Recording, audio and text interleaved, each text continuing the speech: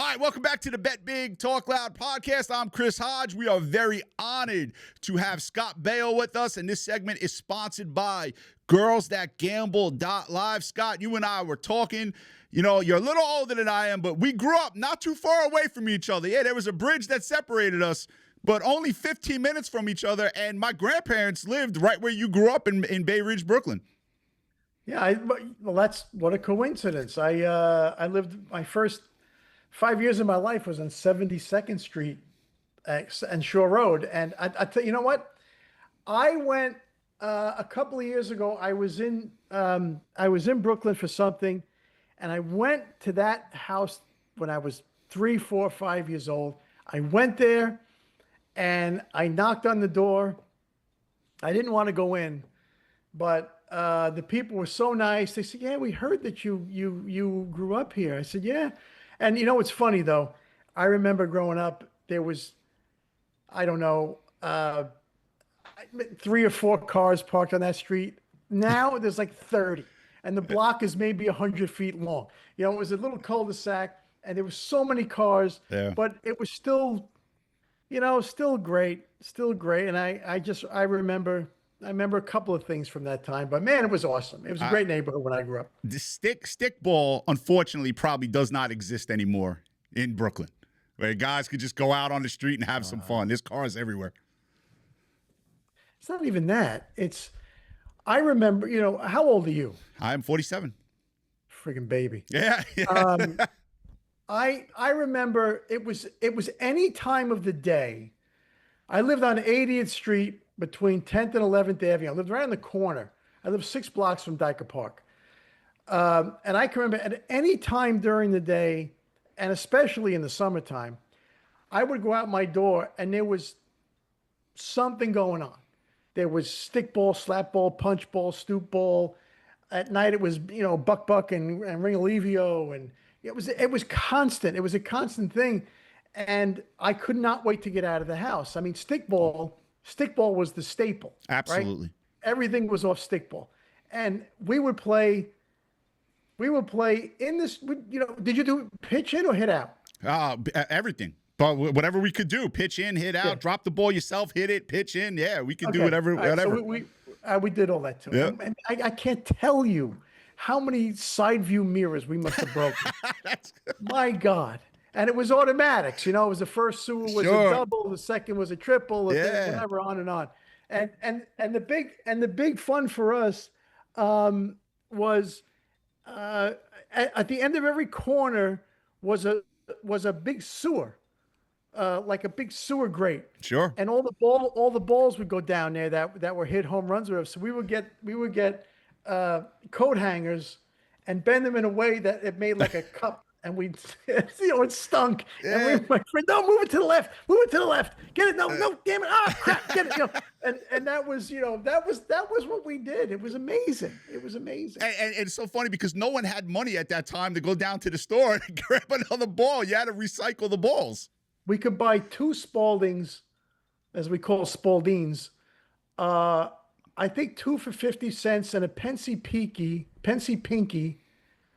was I think 30 cents. They were more expensive for some reason. Yeah, man. So now I have to ask you, grow up in Bay Ridge, Brooklyn, man, it's Giants town. You somehow became a Buffalo Bills fan. How did that happen? I was a Jets fan growing up. Joe Namath, Emerson Boozer. So you abandoned the Jets. You just couldn't take it anymore, like everyone else. You know, honestly, what happened was I stopped paying attention to it. I mean, as I got older, I would, you know, watch Super Bowls or whatever, and I just sort of kind of dropped off. And then later in life, I got into golf, and now I play a lot of golf with my not as much as my daughter. And then I became a fan of players, right? So I was a Patriots fan because I thought Tom Brady was great. And then he went away. And then I sort of got into Josh Allen. I thought Josh Allen was an amazing player, and I started following the Bills. And I'm in Florida now, and I find that there's something down here called the Bills Mafia. Yeah, they hate me. Yeah, you told me that earlier, and there's a lot of Bills fans down here, which is, I guess, all they must freeze their rear ends off Sure. up in Buffalo, so they're all down here, and so I became, I guess, a Bills Mafia guy. Oh man, I have a love-hate relationship with the Bills Mafia.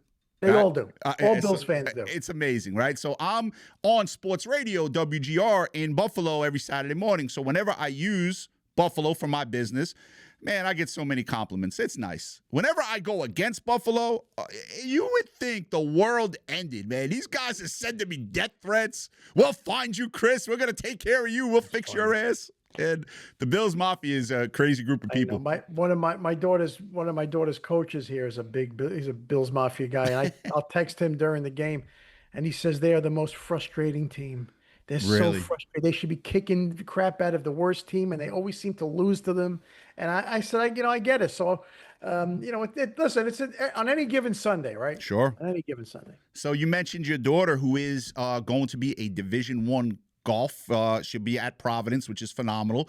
I know you taught her growing up, and I asked you before we went on, when did she start beating you? And you said it was quite some time ago. Yeah, I was able to beat her through course management. Okay, I love it. But not anymore. Not anymore, because she just out hits me, and she's a pure hitter. You play. Yes Sure. or no? Yeah, I do. I'm not very good. I'm certainly not as good as you guys, but Well, I don't know about me, but it's tough. And I see her struggle out there, and it's frustrating for me. But I got her into it when she was like 3 or 4 years old, only because when she was a little girl, I can't play dollies. I just can't sit there with teacups, and I would sit there and go, oh my God, I love my daughter, but I just can't. I can't do this. And I said, you know what, sweetheart, let's go have some fun. She said, what do you want to do, Daddy? I said, come on, we'll go to the golf course. She didn't know what it was, and I take her out there, and I had a little set of clubs for her. And she'd hit a ball, and I would roll her around in a sand trap and then run with her and then hit another ball. And over time, like when I took her to the range, she hit the ball and hit it in the air. Like one of the first times I ever took her out, I was like, huh, well, okay, well, let's see where this goes. Right. And then here I am. Now, my oldest son, he's 26, and he beat me in basketball for the first time when he was like 17. And he beat me on a 3-point shot, and he actually didn't know he won. Wait, this is one-on-one with my oldest guy when he was 17. So we're going back 9 or 10 years ago. And the shot goes in, and he's like, wait a minute. Did I just beat you? Did I just win? And he does a lap. He does a lap around the gym with his arm up. Yeah, good for him. Oh, I was livid. I was so mad. So now that first time that she got, first of all, you didn't let her win, right? Like you're trying to beat her when you're playing, right? I didn't try to beat her. I just played. Right. I would just play. Now, the thing in golf that you learn is I'm not trying to beat you. I'm just trying to hit the best shot I can hit. That's it. And if I beat you in the end, that's fine. So that's the way I would play, and she would try to beat me. And I said, if you're going to try to beat me, you're not going to beat me. That's great advice. Yeah, so just play the shot. Play the shot.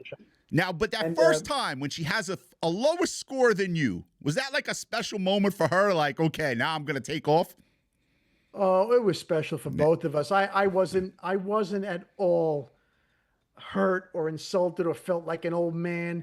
I was just like, okay, this is a hurdle in your life. This is something else that you've done. And and then after that I would beat her, and it's a tough game and up and down, and she beat me again. And then I play with her now. I can't outdrive her. I can't out hit her. I can't do anything anymore. Because she's just got to another level, and she's still growing physically, emotionally, and mentally in the game. Sure. So it's it is the hardest thing I've ever done in my life is watching her play competitive. Yeah. and I The can't, emotions. man, I can't hide it. And my wife gets so mad at me. The blood is in my coming up to my head, and she hits a bad shot or she does something like, ugh, and she'll always look at me. So I had to remove myself. I can't be there. That's awesome. For Yeah, me, golf is like there's a great baseball movie from the 80s, Bull Durham, right? Kevin Costner, yeah, Tim Robbins. yeah, And there's a scene in that movie where Tim Robbins finally throws a strike, throws the right. ball right down the middle. And he's like, "Oh my God, that was beautiful. What did I do?" Right. That is how I feel when I actually hit a good golf shot. Ball goes actually where I want. I'm like, "Oh man, that was beautiful. What the hell did I do?" It's like it's almost on accident. Well, that's the difference. I mean, my daughter will know where she's hitting it, and she'll know why. Yeah.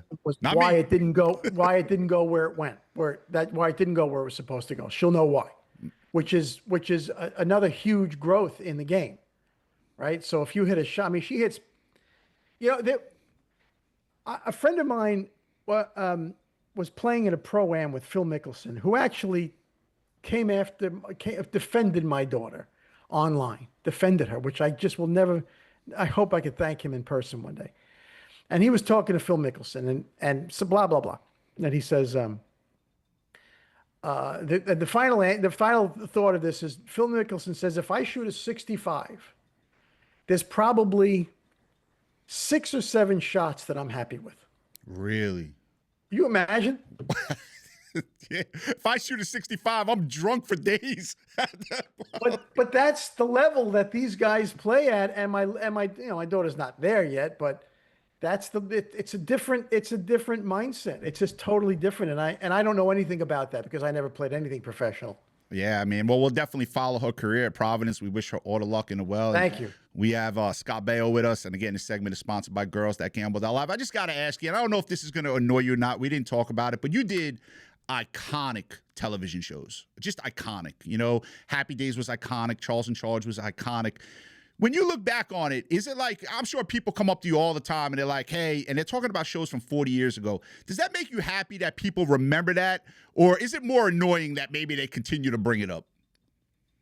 Oh, God. No, it's not annoying at all. It's all in presentation. Right. If somebody comes up and is cool, then it's great. If somebody comes up and they're, but 99% of the people are very, very cool. No, it's, depending on how old you are will dictate what you know me from. I did a series with Dick Van Dyke, and then I did, Arrested Development, and then I did a series on Nickelodeon for like in the mid 2015s and 16s. So it's interesting. The people that will approach me, like last night, I was with a buddy of mine in Tampa, and there was a woman next to him at the bar, and she was, she was like, oh, she couldn't believe I was sitting there. She was lovely. And, how are you? I said, oh, I had pictures of you on my wall. I said, oh, thank you. Excuse me. Thank you so much. And I took a picture with her. She could not have been nicer. But no, it's great. I think, I think the difference is, now, back then, a successful, even a mid-level successful show had maybe 15, 20 million viewers in a country of maybe 250 million. So now, if your show has 1 million people watching it in a country of 350 million, it's different. Right. And plus, you've got streaming.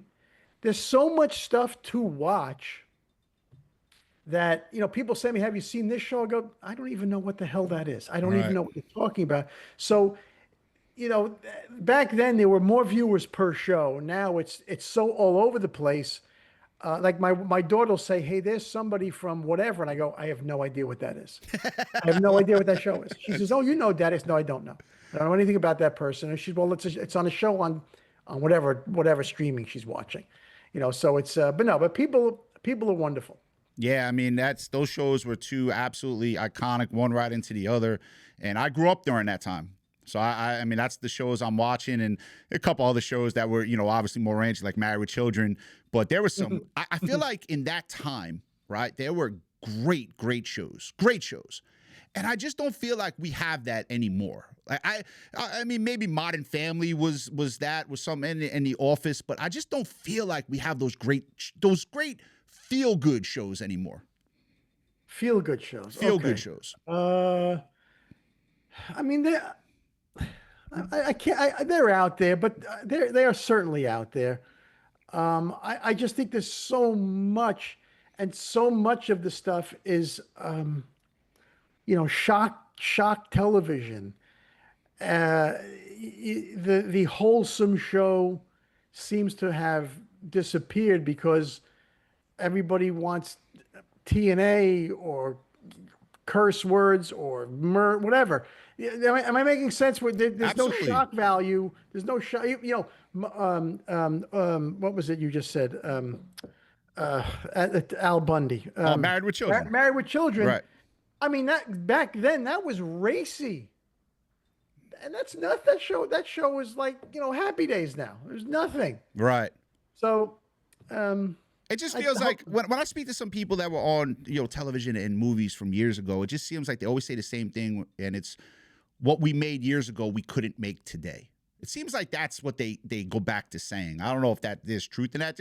That's what I hear when I speak to people like that. Well, you probably couldn't make All in the Family today. that would be one. Yeah, but yeah, I can't think of any real sort of family show. Could Married with Children be on today? Oh, probably not. My God, he was so misogynistic and and a Neanderthal and and not a politically correct guy. He was a chauvinistic pig, and oh Lord, I doubt it. Although, I mean there are some shows out there. I mean, I love Tulsa King. Yes, he does a great job with that's that. Cable, they say. Yeah, it's cable. I like The Blacklist, which I just got into. There's a lot of shows. Yeah, I think because they're deemed boring. You wouldn't want to do a lot of those shows today. Although, we'll see. You just said the term, and I guess we live by it right now, right? It's just the politically correct. I mean, just certain things that you try to say in comedy. No malicious intent behind it. Not saying anything bad, just in comedy. And they just attack you from it from like every angle. That politically correct stuff right now, that stuff is crazy. Yeah, I think that's kind of going away, especially with stand-ups. Jim Brewer is a friend of mine, and Jim Brewer's, I don't know if you've ever seen Jim Brewer live. Have. Yep. Phenomenal. And I know Seinfeld is telling everybody, go F yourself. I'm going to do what I want to do. And I think that's fantastic. But I'm hoping that we're sort of beyond that now because, you and I grew up the same, right? And I don't want to get, but unless you want to get political, I don't care. But right. People will, people know I'm a Trump supporter. And they say, how could you support him? He's such a pig, and he's so mean and blah. And I tell them, look, I'm going to explain this to you very simply. He's from Queens. I'm from Brooklyn. All right, I get it. Yeah. I'm cut from the same bolt of cloth that guy is. I make fun, and I have made fun my entire life of everybody around me. Sure. If you weren't my friend, if I wasn't tearing you down, absolutely, and I wasn't yours if you weren't tearing me down. And to this day, I make fun of everything. Love it. To my friends, I rip them, I rip other people, and it's all done in humor. Sure. And that's what the president does. I said, so lighten up. And he's a construction guy. Lighten up. So that's so I think people get so offended by everything. So I'm of the person, I'm not a political person, right? I just root for whoever's in charge. Just do a good job. Just do a good job. Make it the best country that we could possibly have. That's it, right? All their views and this, that, or the other, man. I'm trying to figure out who's going to win, Michigan State, Wisconsin tonight. That's what I'm trying to figure out, and how we can make some money off of that. But I don't root against people, man. I just want to see people do well, whether they're an actor, an athlete, a president. I just want to see them do well. And I'm not trying to pat myself on the back, but man, I feel like when people don't get their way right now, they lose their fucking minds. Like they just go crazy if they don't have their way. And I just think that's a bad way to go about things. Yeah. Yeah. Crybaby. Crybaby. Crybabies, right? I didn't get What my way. babies I'm do. gonna take my ball and go home. That's what babies do. And you know bet because you grew up in Brooklyn. Yeah. If you took in that time that you grew up, if you took your ball and went home, you got the shit kicked out of you. Yeah, you got your ass kicked. You got Yeah, beat and up. I don't remember anybody ever doing that. Why would you? Why? Who would do that? Well, like you taking the ball and go home. You're gonna get chased. I mean, and even then, I mean, I don't. You know, we had kids in my block that were not great athletes, and they got in there and played, and we'd make fun of them, and they didn't. You know, they weren't jumping off bridges or anything. You know what I mean? It was just a different. I mean, you know, nobody wants Nick. We don't want. I don't want Nick. No, Nick sucks. I don't. No, you take Nick. I don't want Nick. I'm not playing. You know, and that's the way it was. And Nick would get pissed off. You say, "Up yours, Nick," and you go play with Richie. And that's the way we handled it. You know, now it's it's okay. Come on, and we'll give you a trophy anyway. And it's all bullshit. I have 3 boys, right? And I would, if they come home and, you know, if they didn't get their way or something, I work harder. Work harder. Like, don't sit here and complain about this bullshit. Work harder. Yeah. And I tell my wife this all the time, Scott. I think I'm a great father to 3 boys. I don't know if I would be a great father to a girl because I raised my boys a certain way that I don't feel like you could raise a girl that way. I just don't know. I think it's so different. I never had a boy, and I can tell. I see the difference at school when I walk around. What if I have to be on the campus for any reason? But you know, when you're dealing with a girl, you're dealing with emotion. Yeah. And although my daughter doesn't get goofy like that, but you know, I if you walk around enough, you can see boys are dumb. They're dumb, and I'm a boy, and I'm pretty dumb, Sure. right? And boys walk around, I see it on the school campus where she goes here.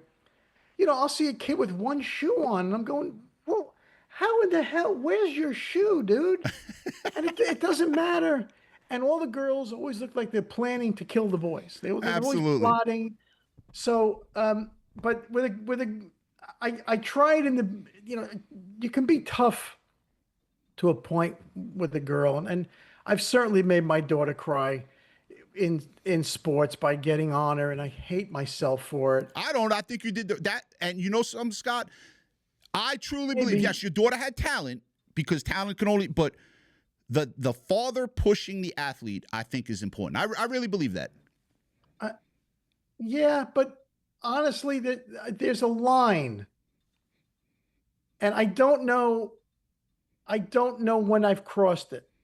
And I hope I never have. I mean, I can tell you stories, you know, caddying for her, and I let her down. And I did not mean to. I was trying to teach her, but I let her down. And that's the part that kills me, right? So I try, you know, now, and I still get on her, and I hate getting on her. I just hate it. You know, it's not easy. So I've told this story before. Something happened on the golf course, and she was crying, and we came off, and blah blah, and she was just distraught. And I said, you know what, sweetheart, I'm going to tell you something that maybe a lot of dads don't tell their children. I said, raising you is the hardest thing I've ever done in my life because 95% of the time I'm just guessing. I don't know what the right thing to do is. 5% of the time, that might be information or facts that I know. The rest of the time, sometimes I guess right, and sometimes I guess wrong. And today I guessed wrong, and I'm sorry. That's great. Well, that is actually great advice. Thank you. That is great advice. I hope she remembers that. So.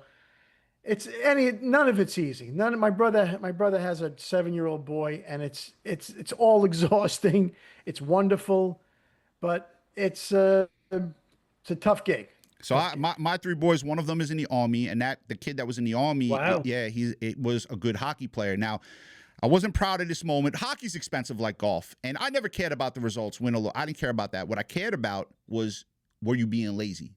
Did you work hard? And there was one game, man, I just felt like he was lazy. I threw him out of the car on the way home. Yeah. Okay. Maybe not the best parenting.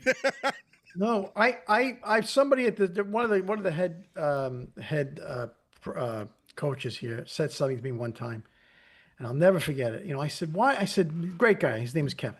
Why is it when she's out there, blah blah blah blah blah blah blah, and da da da da da, and he says to me, Scott, are you hitting the ball? I said, no. He says, she is seeing the game through her eyes, not yours. And I went, oh, he says, so all the things that you see, maybe she doesn't yet. So, your boy is being lazy, and maybe, and I get it. You're on him, but you don't see the game through his eyes. And he said that to me. He said to me, you can't do what I do on the ice, which I can't. And I said, but I pay for it. So work harder. If I don't pay for it, you can't do what you do on the ice. The almighty dollar. Scott, we thank you so much for spending some time with us. Like I said, you did iconic shows, and this was a great interview. Again, sponsored by Girls That Gamble.live. Scott Baio with us. Scott, thank you so much. This was really a pleasure. You're welcome. I'm sorry we just kept going back and forth, and thank you for being patient. And I appreciate you letting me on and tell some stories, man. Anytime you have me back, let me know. Oh, that'd be great. Thank you so much, Scott Baio. We truly appreciate it. All right, back here on the Bet Big Talk Loud podcast for Friday the 13th. I'm Chris Hodge. This is JR. We just did the interview with Scott Baio, which was great. Hope everyone out there enjoyed it. I have to say this about this particular weekend before we get into sports and you winning the Super Bowl and college basketball tomorrow. This is by far, my least favorite weekend of the year. I hate this weekend. Why? Valentine's Day. Why? It's a criminal day. Why? Oh, my God. I'll tell you, I did some research on this day, right? Because I would have sworn my life, I would have bet my life, and I'd be dead right now 100 times over, that this day, Valentine's Day, was created by a woman. No, it was created by a corporation. No, it was actually created by a pope. Pope Gelasius. You guys can look it up. This motherfucker, man, ruined the world. You can't put MFer in front of Pope. Sure I can. No. Yes. It doesn't work like that. Absolutely does. And Valentine's Day, yes, it's a corporate holiday because the first quarter of the year, there's no holidays. They had to get something in there. Easter's the second quarter. You got Christmas, Thanksgiving, all to end the year, right? But they needed something. Now, I know you just don't celebrate it because you love doing fucking nothing. Okay. No, like, I don't celebrate the day because it's a bullshit day. Really? That's the excuse you're going with? I've been with my wife for 28 years. So have I. I have never celebrated this day. Buy her flowers every year. Yeah, okay. Without fail. It works for you and me not It's not celebrating. about working. I know I don't want to be in a fucking doghouse, dude. I want to enjoy my evening. Well, we don't go out to eat because I use the whole excuse. You're not going to get in anywhere. All the menus are bullshit. And no, I buy the flowers. I don't do the chocolates, you know, whatever. But flowers. And then I spend time with her. I actually hang out with her. Hey, good for you. Well, yeah. I saw something on Instagram today which was hilarious, right? And it said, because you mentioned going out to eat, it said, if your man takes you out to dinner on the 13th, you're his mistress. If he takes you out to eat dinner on the 14th, you're his girlfriend. If he doesn't take you out to dinner at all, congratulations, you are his wife. Listen, this day shows the blatant disrespect for men. Blatant, and women know I have said to you guys. You just take everything like. No, it's blatantly because I have the balls to say shit like this, and you're just gonna go, no, I want to buy my wife flowers. No, it's not that I want to. It's a holiday. I didn't come up with it. No. When I was born, Valentine's Day was already there. Oh, listen. So I know the year kind of works in reverse, right? You also had a bad experience on Valentine's Day. I did. My wife knows about that. My ex-girlfriend was ready to kill her. Long time ago. Long time ago. I think that there's a little something there that you just hate the holiday because of it. No, well, yes. But overall, Christmas just ended 7 weeks ago. Sure. Right now, this day is put on in February. Blatant disrespect for men. The friggin' credit card bill hasn't even been paid off from friggin' now I gotta go buy you teddy bears and chocolate. Get the fuck out of here. It's cheap. You get some roses. It's a cheap holiday. You're getting off easy. Easy. All you gotta do is pay attention to her and get her some flowers. My wife celebrates this day. I mean, and I have 3 boys. I cannot believe the spoiling that goes on this day. I can't believe it. It's so funny because I got to do the opposite with my wife. I'm like, are you going to get something for them? I mean, I got she's a great like, story. It's just Valentine's Day. She'll get them a box of chocolate or something. I got a great story. So last night on Thursday, I have football practice with my team, and I get home like 20 minutes prior to when I usually get home. Sure. And I walk in the house, and it was like my wife looked at me like she had another man in the house. That's how guilty she And you're looked. like, what's going on? No, because when I walk in, right, there's bags everywhere. And I'm just like, what the fuck is this? What are you, like, and I'm So that was all going in the closet. If 20 minutes later, I would have never known this Never shit seen until it. I see the credit card bill in March, and I'm like, what did you do? I think it was Valentine's Day. Right. So now she just looks at me like I'm caught. Right. And this is my wife will be watching this podcast and listening to it, and she knows and any married man, you know this happens, right? My wife looked at me. She goes and puts her hair in a ponytail, and she goes, go upstairs. Now I'm confused. That's her way of telling you, shut up. Well, I'm confused, right? Because I want the ensuing action that's about to happen, but the part of me needs to know how much it's going to cost me. It's Valentine's. How much could it cost? I want to know how much it was going to. Well, this girl, Probably she's 100 or such a 2. good mom, It's like man. nothing. So anyway, I'm like, all right, I'm not going to say nothing. So I take what Probably still haven't said nothing. I haven't said a word, man. I haven't said a word. She got me. It is a brilliant move by women. You guys can get anything you want when the hair goes in the ponytail and the action after that happens. Anything. You notice I'm saying nothing. Next segment, please. Next second. No, but thank you for that last night, babe. I appreciate that. My wife is great with this. I should thank her too because you're in a great mood today. Yeah. There you go. Yo, great job with the Super Bowl. Thank you. Thank you. Yeah, you hit the under 16 You to 5. too. You loved the game side. I liked it. I mean, I said Seattle. I mean, how you going to go against them? But I mean, the 4.5 was a little bit scary. So I did have as a prop bet. We brought it down to 2.5. I gave out like 8 different props. We hit 6 of them. One of them that was disappointing was I gave right here on the podcast one week was the 4+ receptions for Kenneth Walker. Yeah, and he had 2 drops. Drops. Yeah, he had multiple drops. We knew that Zach Charbonnet was going to have a huge impact on Kenneth Walker getting the ball a lot. And luckily it did stay under with the touchdown being called back at the end, the Kenneth Walker 70-yarder. So there was a little bit of a conspiracy there because he was a very highly bet anytime touchdown scorer. He was. All right, but this is the shit that drives me crazy, There's right? no fix on that. Well, let's be fair. It was holding.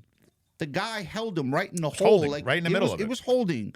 So there was no problem with me with that. Like if he holds, None. he holds. It had nothing to do with me being on the under either. It was a hold. It was a hold. Clear hold. I thought, I've killed the referees all year long, college and pro. I've killed them. I don't think we've ever talked about fixed games so much in our life. No, I thought the referees did a good job in that game. I thought they did a great job. Yeah. I really do. I think they let him play. They stayed out of it. They stayed out of it. And you usually get that with better games, right? Because they're better teams and they don't tend to do stupid like Jets, Giants, like bullshit. But also it was a blowout of a game. So, I mean, was there really much to even argue about? What did you think about the game overall? I liked it because I was on the under. So, I take liked your the betting out of defense. I mean, but that's what I was ready for a defensive game. Now, I gave out the over in Seattle 2 weeks in a row during the playoffs that they played. And then I told everyone it's time to reverse and go under. So I was kind of looking forward to like a Baltimore Ravens type Super Bowl back when they won with Trent Wonderful Dilfer. So that game actually went over, believe it or not. 34-7 went over. It sure did because the line was what, 38.5? No, I think it was 34. Was it that Because low? Baltimore's defense, they were so good. There were 2 kick returns for touchdowns Probably in that Super Bowl. I mean, people want to talk about how great some of the defenses were in the past, but to me, that's the greatest defense ever assembled. Yeah, by far. That Ed Reed and 85 Bears. I mean, that's what I keep hearing. Yeah, they're number 2. But that Baltimore defense was number 2. I put Baltimore number 1. And that's saying something because you're a Steelers fan. You guys never give the Ravens any credit. I hate them. I mean, best thing they did was fire Harbaugh. I thought it was a boring game. I really did. It was a boring game. I thought it was a if very you're not boring a football sports game. guy like we are, Man. if you don't have money riding on it, I mean, it was a that boring was definitely a football game. boring game. Yeah, it was a boring game. But now, the NFL season's over. Now we're on into basketball. Yep. NBA All-Star Weekend is this weekend, which the NBA has. No NHL for 3 weeks. Well, they got the Olympic Olympics. hockey. Yeah, the I know, Olympics. but still, I don't it's even like, pay attention. Where's my hockey at? Yeah, I don't pay attention. Well, you got to watch the Olympics. I have been. I actually bet US minus 3.5 in the first game, so... -3. You degenerate. How about I hopped on to see if I wanted to lay 4.5. What'd they win by? They won by 4. It was 5 5 to to 1. 1? So I would have lost the 4.5. But I wanted an alternate puck line because at -3.5, I still laid 155. Yeah. Criminals. Criminals. And no alternate puck line to go up where I could get them plus money. Yeah. Like you can in just about every NHL game. Criminals, man. Criminals. I told you this during the week. We're going a little bit off topic, but I don't really watch the Olympics anymore because once they moved to professional athletes, it was just like I watch professional sports. So what the hell do I need to watch the Olympics? See, and I felt for? the opposite. I'm like, I was tired of not winning. I mean, certain events that we have the better athletes, but we're not using them. It's like it's country versus country. It's not amateurs versus amateurs. That's what your words were. It's supposed to be the best amateur athletes. That's what it used to be. If 30 or 40 years ago. If every country was only using amateurs and didn't have their own leagues, I'd be okay with that.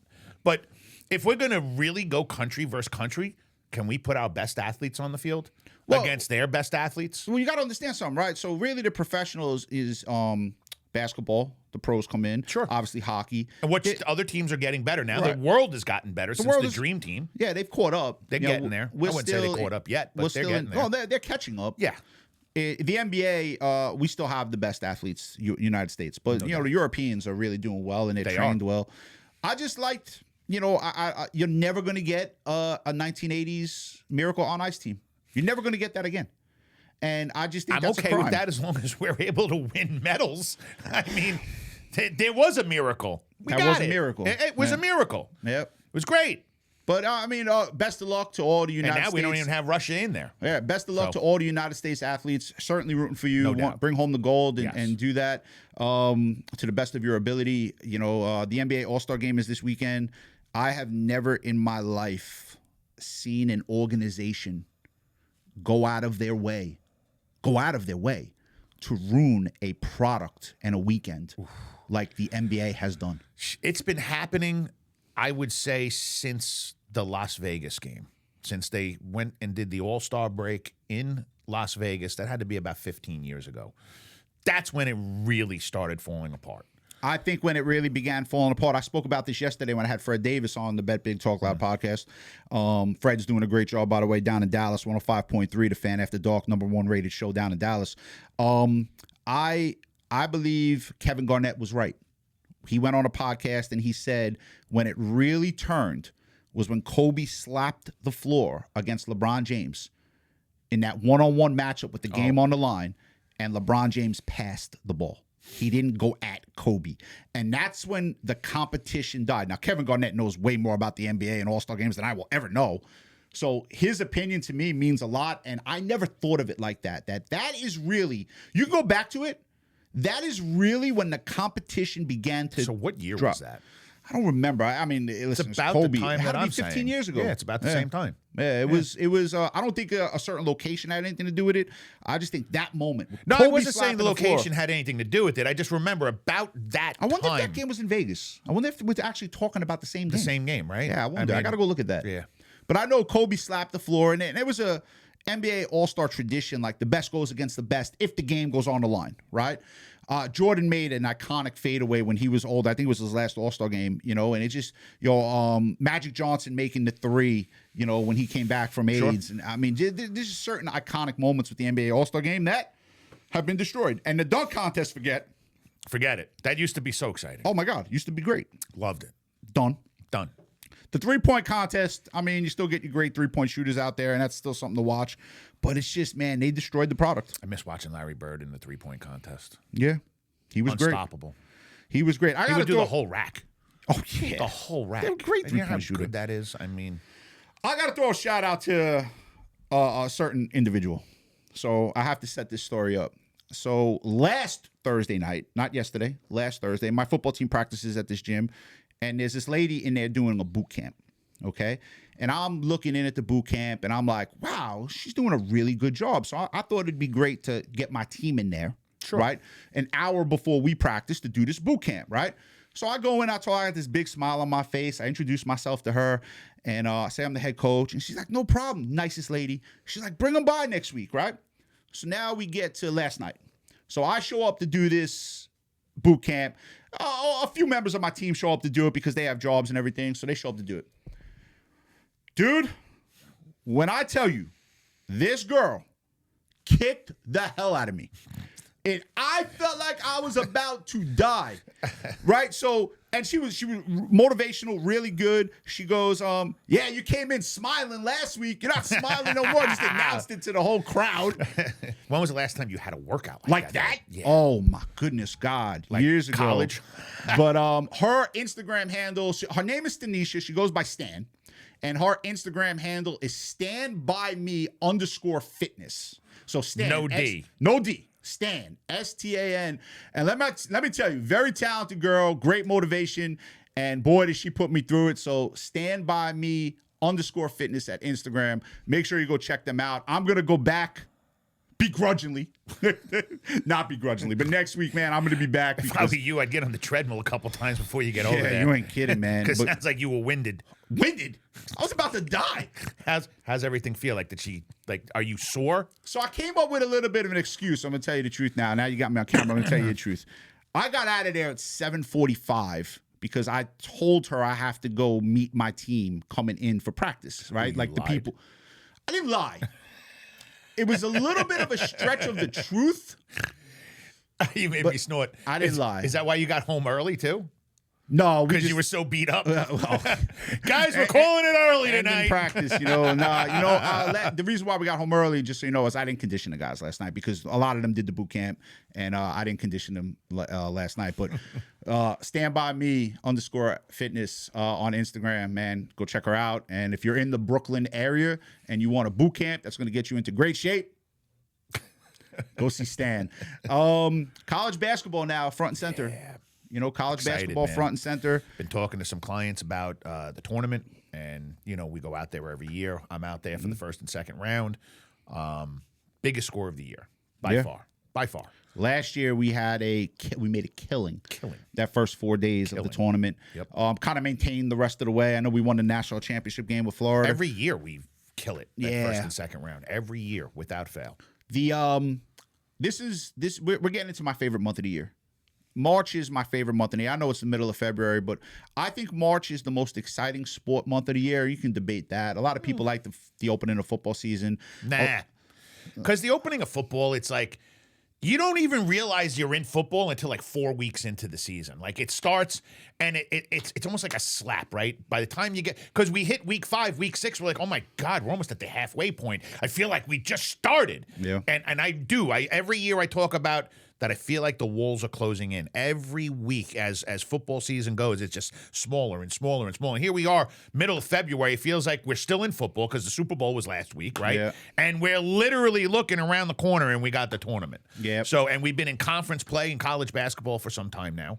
And this is just the best time of year to make money, make a lot of money for clients. In terms of our business and what we do for gambling, we've set it on Sports Investors Daily, which is on every Saturday and Sunday. Not tomorrow though. We take off. That's right. The week after the Super Bowl. But we've been very open and honest. January through March, we always make our clients the most amount of money. It's the best time in terms of games every single day and multiple games to choose from. But I have clients I'm going to make $2 million in that 4 days. Absolutely. That's so when I talk to guys about it, they're like, wow, that's a lot of money, Jay. Now let's make sure we preface that correctly, right? They have to have the money. Oh, of course. They're not starting with $1,000. They don't have $500 in their account and they're going to make $2.1 Yeah, that's not going to happen. No. We've got to make money between now and then, which we're doing a great job. And by the time we get there, with a portion of that profit, or some guys that are new are going to be bringing in their own money to play with.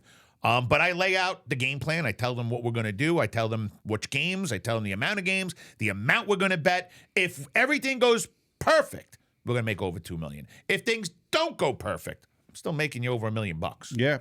That's starting with a fair amount, though, and making sure. That's starting with, yes. I always want to be, I know you're like this too. I always want to make people understand it's not a get rich quick scheme what we do. No, never, ever. If you have $1,000 in your account, you ain't turning it into $1 million. Right? You could stay there for the rest of your life. It ain't happening. But if you start with 100,000, Yes. we always say, and people don't understand this math, right? Because we say this all the time.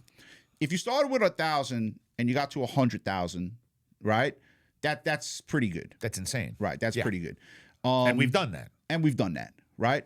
But starting with 100,000, I know that's 1,000 to 100 is 100 times, right? Mm-hmm. But starting with 100,000 to get to $1 million, right? And that's only 10 net wins. only 10. Yeah, if you think about it. Correct. But it just seems like the people who start with more money always have more success. No doubt. And the people who don't wager on their own, like they don't need parlay action on a They don't need Wednesday. action every night. They don't need the small plays. They just wait for the big game. Yes, Yep. those are the guys that make the most money. Always By have far. been. Always. And we say that. Yes. We say that on radio. We tell all our customers But that. if a guy's starting out with $2,000 or $5,000, they're not going to get there with 1 or 2 games a week. So you have to take more risk, right? Yep. And put more games out in order to build up that.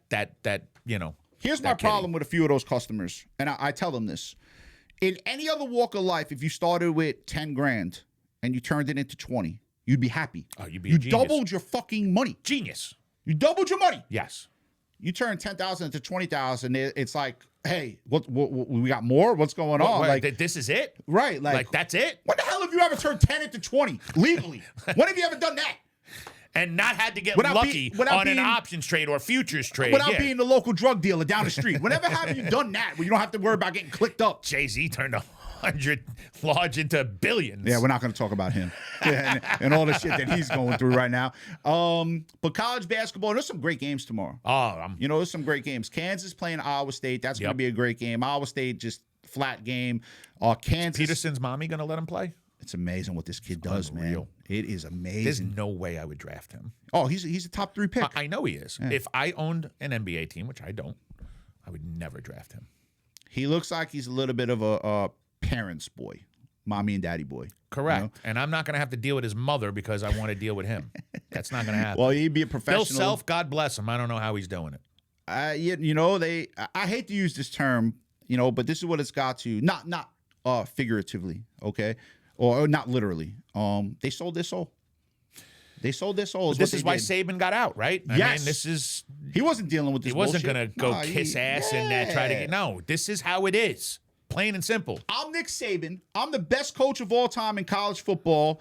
I'm not listening to your bullshit. And I got to kiss your ass? Yeah, not Get happening. out of here. Yeah, and I respect what Saban did. I've always thought, I do believe the players should be paid. I've always I said believed that too. Yeah. Yes. But if you're a guy Not who's, millions. well, whatever they bring into the organization or the team or the school, No. By the way, I saw something on Instagram as well.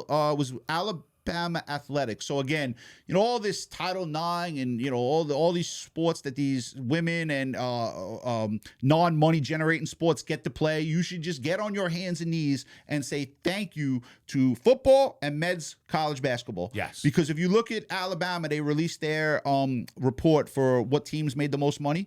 The football team and the men's basketball team literally funded the entire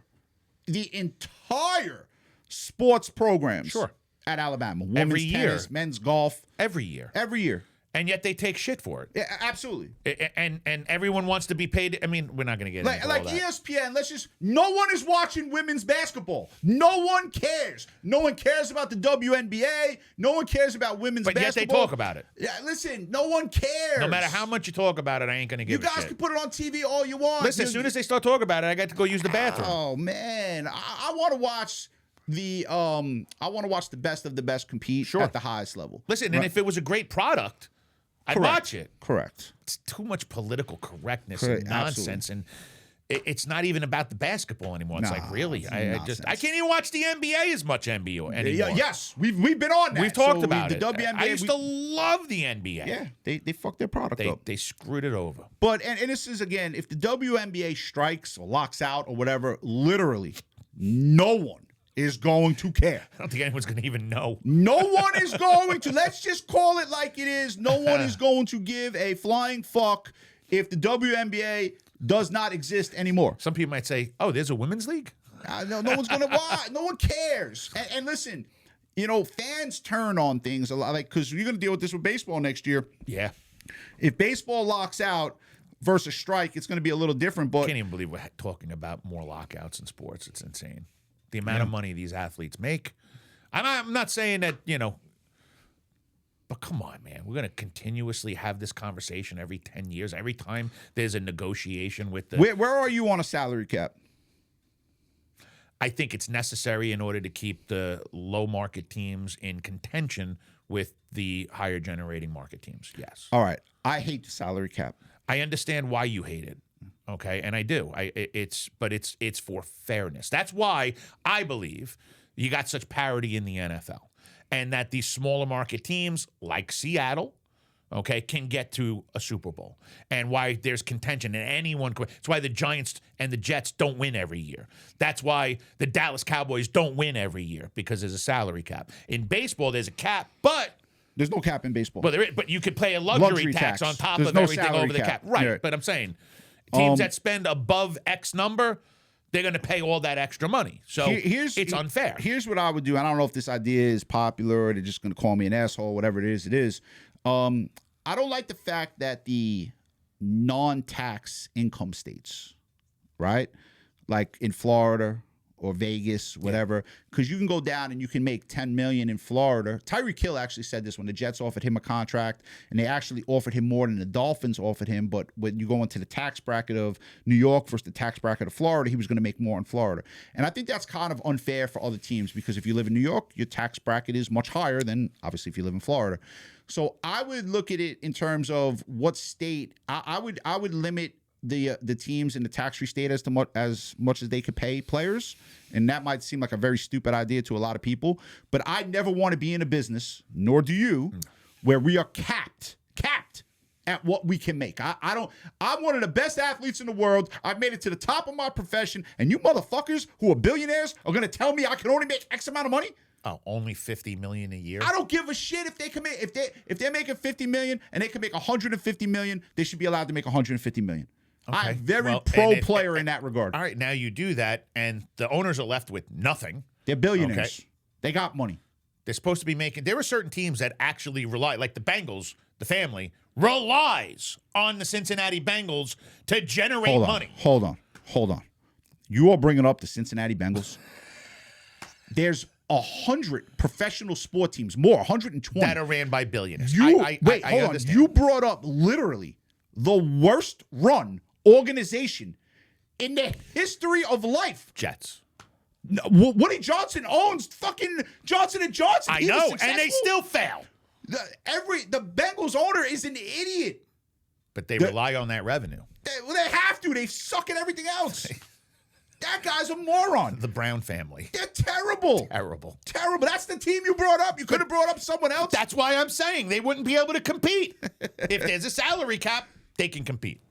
Yeah, I'm back and forth on it. I don't believe there should be a salary cap. I love the NFL for that reason, because of the parity. I love the luxury tax system. I actually love now people are going to complain. Well, the Dodgers are winning all the time. First of all, the Dodgers aren't winning all the time. The Dodgers has won the last two.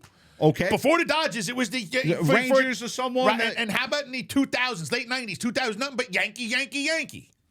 Okay, but dynasties are good. Like Arizona beat the Yankees in a World Series. I watched it. Then Boston, won. They end the curse and they win 3. And then you had a bunch of other teams that played well. The Cardinals were there winning a bunch. The Royals won a fucking World Series and went to it twice. So I just think I like the luxury tax system where if you're going to spend exponentially, now you have to kick money back to the other teams. Now, here's the problem. The cheap fucks that they are. They take the money. They take the money. They don't put it. And then what do? We can't win. Because they're losing money as an organization. Listen, I've said this 1,000 times, and I'm going to say it 1,000 more, and these fucking owners are stupid, okay? If you put a winning product on the field, Make it sound like people you will snap your show finger. up.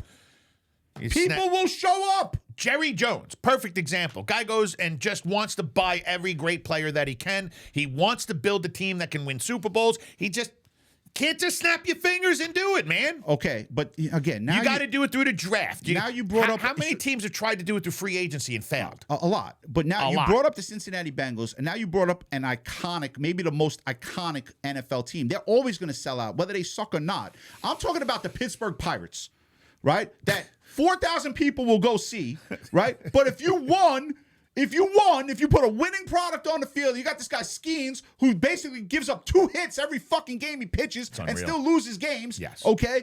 If you surrounded this dude, people would show up. And what happens when people show up? They buy tickets, concessions, parking, the $18 beers you criminals charge. Like everyone would show up. It is too. Right. So but they don't. criminal. They take the money, they put it in their pocket, and then they complain. I don't like it. Again, the teams you're talking about, in my opinion, they're not making enough money to go take that money and reinvest it in. Now, I agree. You should have to be a billionaire to own a team at this point. Well, you'd have to be. Well, they're all billion-dollar franchises for the most part. But they're not liquid and don't have the kind of money that other owners have, right? I mean, call a spade a spade. Some of these teams have been in families for generations, and they don't have the kind of money that these billionaires that step in, these real estate developers who are like, oh, I want a new toy. I'm going to go buy a team. Yep. So, that's why I do like the salary cap, and I think that the NFL has proven that it makes it more competitive. All right, good. I'm going to put a cap on you. I'm going to tell you can only make X amount of dollars, and then watch You all the already crying did that that. goes on. We're going to wrap this up. Hope you guys enjoyed. I'm going to get to a free play in just a moment. Again, we started the podcast with the Scott Baio interview, and that was a fantastic interview, and we sure hope you guys enjoyed that. He did a great job with his free picks during the football season, 16-5. I'll do my best with college basketball here. Now, understand, we are doing this podcast on a Friday. I'm giving you a free pick for a Saturday, so lines may move. It's a little tougher to call. I'm not making an excuse. We do a lot of research. I don't want to give out a free pick on a Friday because by the time some people listen, the game might be gone and you can't take advantage of it. Kentucky's playing Florida tomorrow. Both teams are red hot. Kentucky is won, I believe, 8 out of 9. I think Florida is won 9 out of 10. Yeah, Florida's been hot as They're both red hot, and I know the teams are different, right? The players switch every year, especially Kentucky. especially now. But Kentucky, I believe they won 11 of the last 13 versus Florida, and the 2 that Florida won was a 3-point game, and I believe a 4-point game in overtime. Florida's the better basketball team right now. Florida, like I said, is red hot. Florida's laying 11.5, and Kentucky's playing really good basketball right now. Away is playing great. Aberdeen's playing great. Florida's obviously got some great players, but I just think 11.5 is too much. I really do. So I'm going to go with Kentucky plus 11.5. And again, this podcast we're doing the podcast at around 2 o'clock Eastern time. It gets published around 6 o'clock on Friday night. The line may move. It may come down. It may go up. I'm just going based off what we have. I just think it's going to be a close basketball game. These two organizations, no matter who's on the team, they usually play close games. Not calling an outright win, just keep 11.5? Keep it within the 11.5. When I went for when I was giving out 3-point underdogs and giving out you were saying things. Now you want me to give out a money line on an 11.5? That's the second time I made you do that today. Plus 11.5, go Kentucky I for knew the free pick. reaction I was going to get. Oh, God. And I'm going to start giving out some NBA totals. There was nothing tonight that I was going to be ready to put on the podcast. So Well, do you know why there was nothing tonight? Fucko. Yeah, I know. All right. There was no games. There's no games. Yes. Oh, my God. But what did I just say? I'm going to start doing NBA totals on the podcast. Have fun with that. Obviously, I can't do it now. Have fun with that. Hope you enjoy listening. JR, go close it out. Go out there and make some goddamn money. I like it. Happy Valentine's Day, everyone. Not. And buy flowers for your wife. Have a great day, everyone. Enjoy the weekend.